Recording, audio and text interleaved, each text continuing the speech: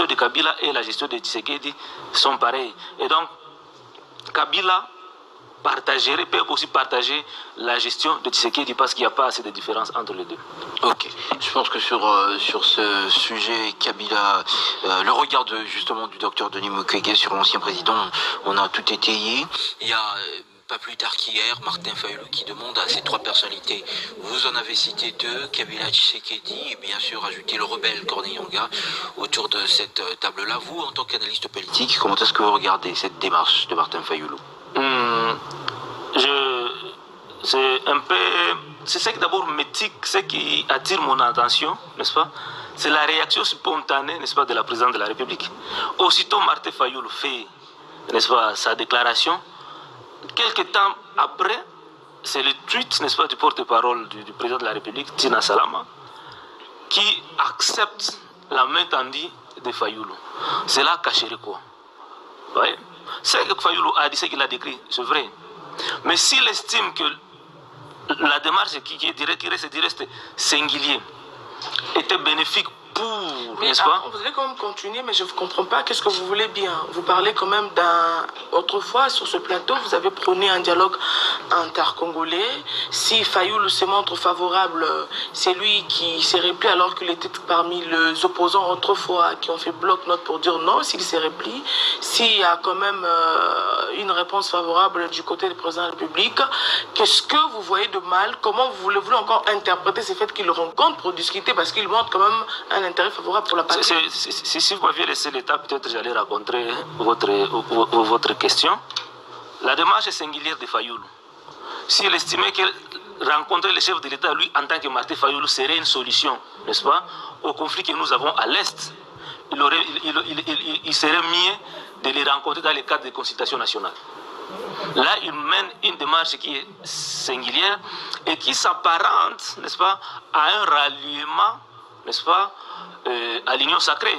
Oui, parce qu'il faut le savoir que le chef de l'État, aujourd'hui, peine à faire adhérer la population congolaise à la démarche qu'il a menée au niveau de Washington. La population, presque dans son ensemble, n'est pas d'accord avec l'accord qui est en gestation entre la RDC et le Rwanda. Parce que pour le peuple, c'est se mettre en danger, n'est-ce pas, la souveraineté de notre pays. Se mettre en danger ou bien renforcer ce qui nous agresse. Vous avez fait un lobbying pour avoir ces attitudes. Vous avez comme rencontré certaines des populations pour affirmer que le peuple... J'ai assisté à une réunion récemment ici des comités de crise de la société civile. La même question a été posée. Qui sont pour, n'est-ce pas, la démarche de Washington et qui sont contre cette démarche-là? La majorité des participants à cette réunion-là étaient contre la démarche. Parce que ça laisse à désirer, n'est-ce pas, qu'un pays, n'est-ce pas, donne ses ressources naturelles, sa richesse, ce qui constitue les sources de ses revenus à un autre pays en échange de la sécurité. Or, vous savez que la sécurisation des Congolais est l'apanage, n'est-ce pas, des FARDC qui reste dans le domaine de la souveraineté nationale. Qu'est-ce qui a été violé? Si vous lisez la Constitution, l'article 56, vous allez voir que si vous permettez, on peut lire la Constitution, ça interdit, n'est-ce pas, que le pays... Je l'ai entendu comme à l'église, hein, quand le pasteur dit, bon, est-ce qu'on peut lire la Bible? Non, parce qu'il ne faudrait pas que quand je parle, ça soit Marius qui parle, il faut faire parler aussi la Constitution. Je parlais de l'article 56 de la Constitution. Ça dit ceci. Tout acte, tout accord, toute convention, tout arrangement ou tout autre fait qui a pour conséquence de priver la nation,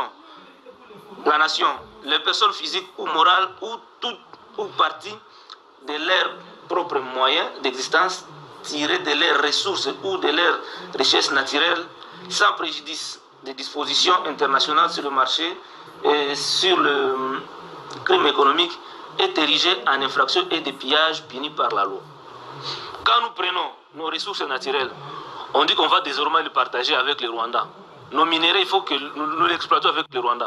Ça, c'est donner une partie de nos ressources. C'est que l'article 56 de la Constitution est en train d'interdire. Et si vous allez encore plus loin dans le démarche qui est mise en cours, le peuple est mis à côté.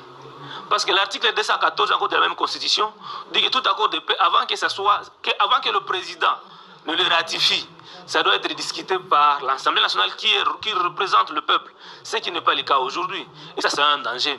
Et donc, cette démarche-là de Fayulu qui semble singulière va dans le sens de rallier le combat de Tshisekedi. Vous savez que le combat de Tshisekedi aujourd'hui, en premier lieu, il se bat pour, n'est-ce pas, conserver son pouvoir. Et le deuxième, il doit militer pour l'intégrité et la souveraineté de notre pays. Ce qui est légitime dans ses devoirs. Ce qui est légitime, ça devrait être ça. Le combat qu'il doit d'abord porter, au-delà de vouloir conserver le pouvoir, il doit d'abord se battre, n'est-ce pas, pour l'intégrité et la souveraineté de notre pays.